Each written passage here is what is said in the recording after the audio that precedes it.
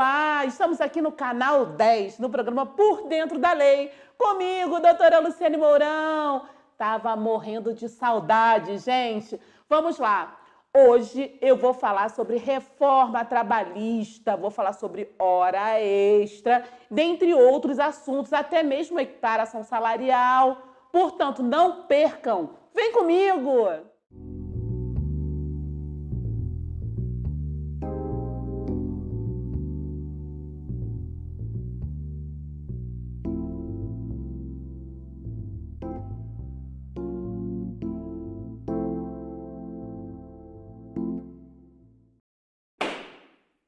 Bom, hoje eu vou falar de reforma trabalhista. Eu já falei algumas vezes sobre esse assunto, mas eu vou atingir alguns tópicos que eu achei mais relevantes nessa reforma. Na reforma trabalhista foi aquela lei que foi aprovada ano passado, em 2017, as escuras, né?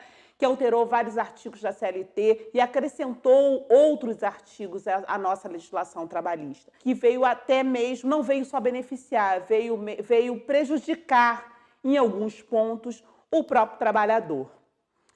Nesse momento, agora, o primeiro tópico que eu queria apontar é sobre o fim da hora em itinere. Ah, doutora, o que é hora em itinere? É latim, a palavra aí.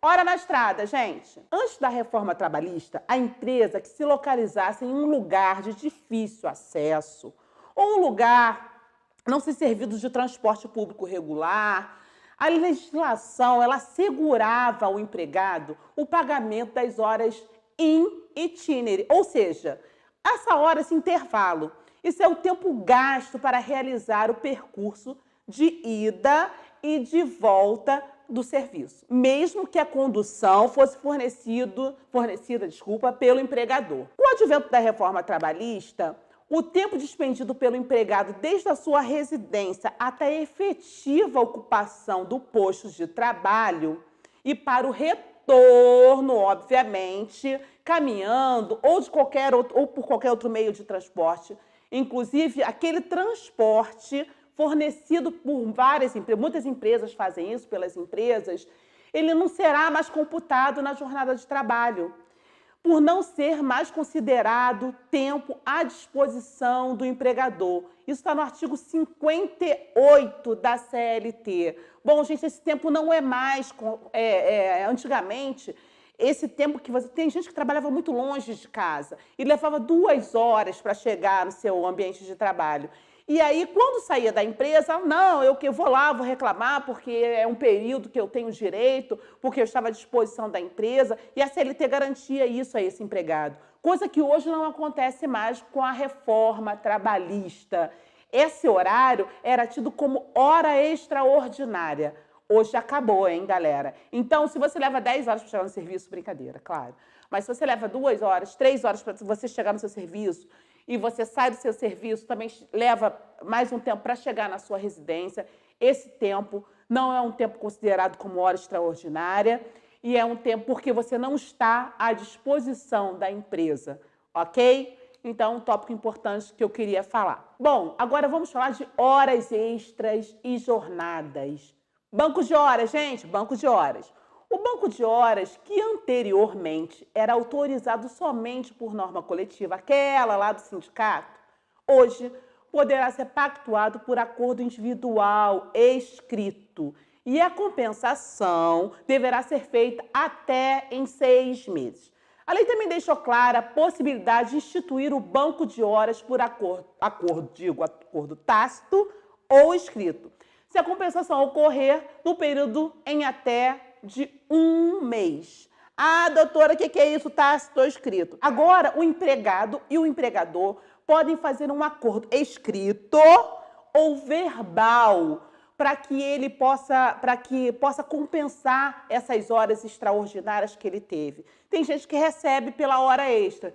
Agora, e tem empresas que acordam ou trazem para a sua empresa, através desse acordo coletivo, não importa, o sistema de banco de horas, que é a compensação. Eu trabalhei 2 horas a mais ou 10 horas a mais durante um mês e aí eu fico com aquelas 10 horas para serem compensadas. Essas 10 horas, se tiver um acordo entre você, empregado, e o seu empregador, ela poderá ser compensada num prazo de 6 meses. Então, isso aí foi um avanço, acho até um avanço, que você pode até combinar com o seu empregador, né? Se você quiser tirar uma folga num dia especial para você, que tem um evento seu. Então, isso foi uma coisa positiva que veio acontecer na nossa CLT. Então, fica ligado aí.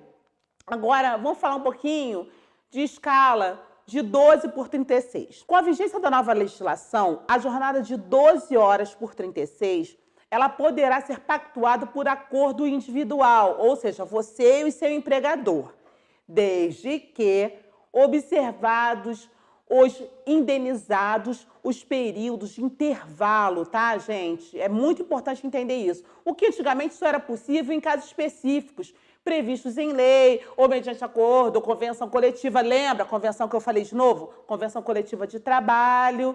Então, fica ligado aí. E com relação ao intervalo intrajornada, o intervalo intrajornada é aquele feito no meio da jornada do trabalho, com no mínimo de 1 hora, gente, para jornadas superiores a 6 horas diárias. A grande mudança está aí na reforma trabalhista. Foi a possibilidade de negociar a redução desse intervalo, esse que é para almoço e descanso, para no mínimo de 30 minutos, por meio de uma norma coletiva de trabalho. Ainda quando o intervalo for suprimido, ou o empregador deverá remunerar como hora extra apenas o tempo faltante. Eu quero que vocês entendam uma coisa. Esse intervalo intrajornada, antigamente ele era tido como hora extraordinária. Ai, minha empresa, ela não deixava eu tirar a hora do almoço, doutora, é um absurdo, eu tinha que comer correndo. Aí esse trabalhador ia até a Justiça do Trabalho e reclamava e pedia hora extra do intervalo intrajornada. Esse intervalo intrajornada deixou de constituir hora extraordinária. Ele passou a ser uma verba indenizatória, que vai ser computado pelo tempo mesmo, minutos, entendeu? Se foi 15 minutos, vai ter que ser tudo bonitinho, não tem mais isso. Era 1 hora inteira, aí calculava tudo. Acabou, gente. Se você tirava o intervalo de 15 minutos, trabalhava 45 minutos, já sabe, são 45 minutos de indenização, ok? Não será mais constituído como hora extraordinária esse intervalo intrajornada. Bom, gente, vamos para um comercial rapidinho e já volto com mais informações no Por Dentro da Lei comigo, doutora Luciane Mourão.